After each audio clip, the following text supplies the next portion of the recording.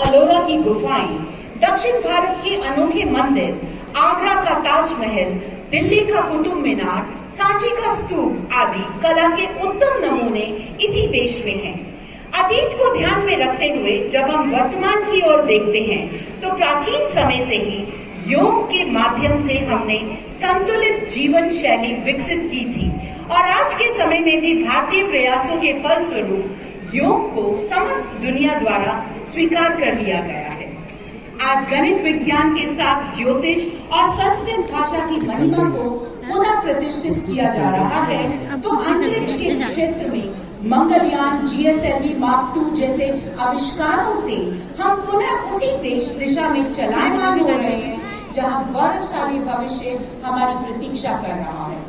ज्ञान मंदिर के छात्र एवं छात्राएं भारत को फिर से विश्व गुरु बनाने की राह पर अग्रसर हैं और यह तभी हो सकता है जब आप और हम सभी मिलकर सारे संसार को एक कुटुंब की तरह समझें। अयं निजा करोवेति गन्ना लघु चेतसाम उदार चरितानामस्तु वसुदेव कुटुंबकम।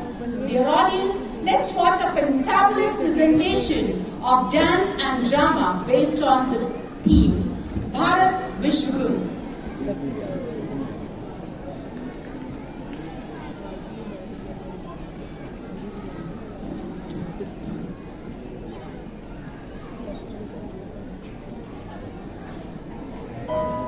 मालूम है मुझे सफर लंबा तय करना है, फिर चलना तो प्रारंभ करना है।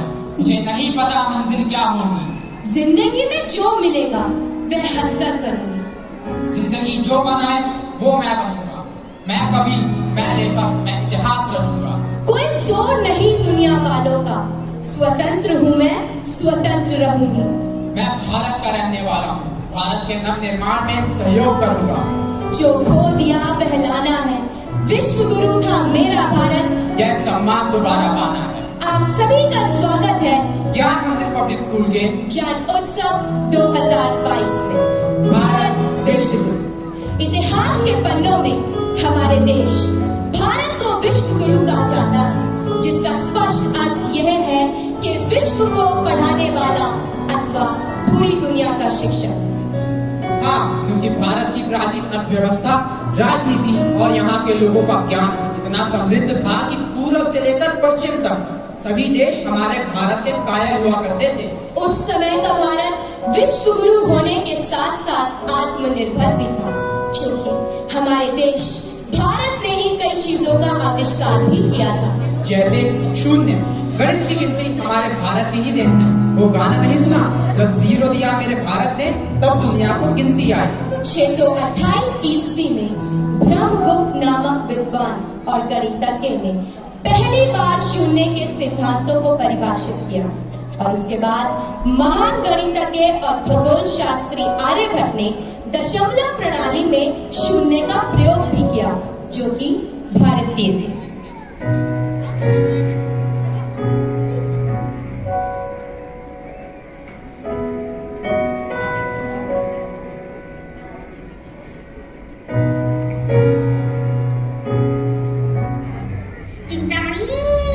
बोलो चूड़ामणि, सुना तुमने?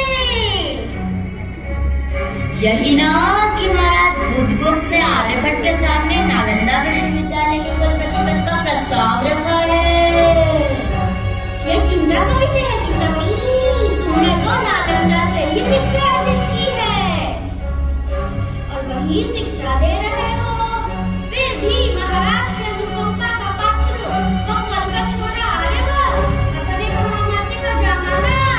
महाराज ने अग्रहार ग्राम के रूप में कुसुमपुर का सारा प्रदेश अब आर्यभट्ट के नाम कर दिया ताकि वह शोध और अध्ययन जारी रख सके। वो जो भी शोध करेगा हमारे हितों के विपरीत होगा, मैं तुम्हें आज ही बता सकता हूँ। यह बात हमें महाराज को चलकर समझानी होगी। सही कहा तुमने, चलो। सुनो सुनो सुनो, सभी को सूचित किया जाता है कि कल सुबह 7 बजे से 11 बजे तक सूर्य ग्रहण लगेगा। ये शास्त्रों के अनुसार सभी को चेतावनी दी जाती है कि वे दान पुण्य दक्षिणा देकर ग्रहण के प्रकोप से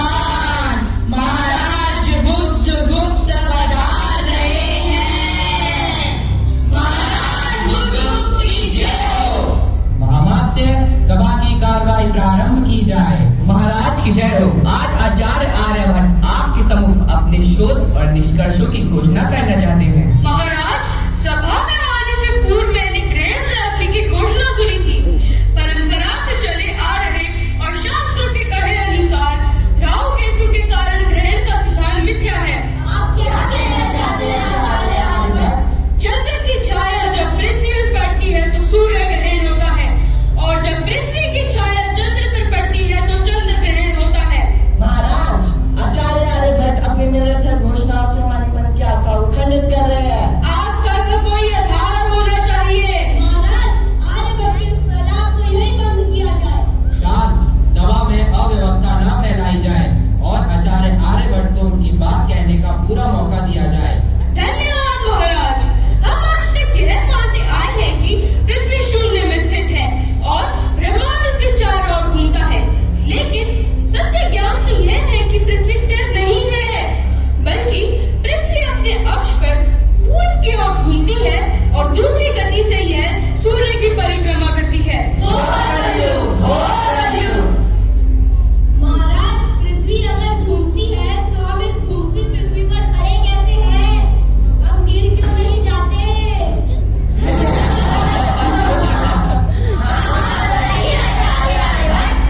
दिन और रात इसी कारण होते हैं। दूसरे ग्रहों की तरह पृथ्वी में भी गति है। मेरी गणना के अनुसार पृथ्वी एक चक्कर 23 घंटे 56 पल और 4.1 क्षण में लगाती है, यानी लगभग एक दिन और पूरे एक वर्ष में यह 365.2588 चक्कर लगाती है। शेष बात रही पृथ्वी की परिक्रमा की, तो आती जाती ऋतुएं इसका प्रमाण है। आर्यभट्ट, आप मिथ्या ज्ञान को प्रचारित करके वेद वेदांत और बड़े बड़े ऋषि महर्षियों के ज्ञान और विवेक का उपहास कर रहे हैं। ज्ञान की कोई सीमा नहीं होती और विवेक का उपहास हो ही नहीं सकता। यह प्रकोप और प्रलय का सिद्धांत मिथ्या ज्ञान पर ही आधारित है। समय तो अनादि है, अनंत है, इसमें व्यवधान नहीं आता। यह तो चलता ही रहता है और एक युग से दूसरे युग में प्रवेश के समय भी ना विनाश होता है और ना पुनः सृष्टि। केवल ग्रहों की स्थिति में परिवर्तन होता है। तो बताइए, ये कौन सा युग है? बताइए। हम कलयुग में रह रहे हैं और इसे प्रारंभ हुए 1,83,602 वर्ष हो चुके हैं और पूरे युग की आयु 44,20,000 वर्ष है। आचार्य आर्यभट्ट, जी महाराज। 23 वर्ष की अल्प आयु में ही आपने इतना महत्वपूर्ण कार्य किया है। शून्य और दशमलव के प्रयोग और महत्व को बड़ी सरलता से समझा दिया। हम कामना करते हैं कि आपके यह अन्वेषण इस देश और विश्व के कोने कोने में पहुंचे। आप सही अर्थों में विश्व गुरु हैं।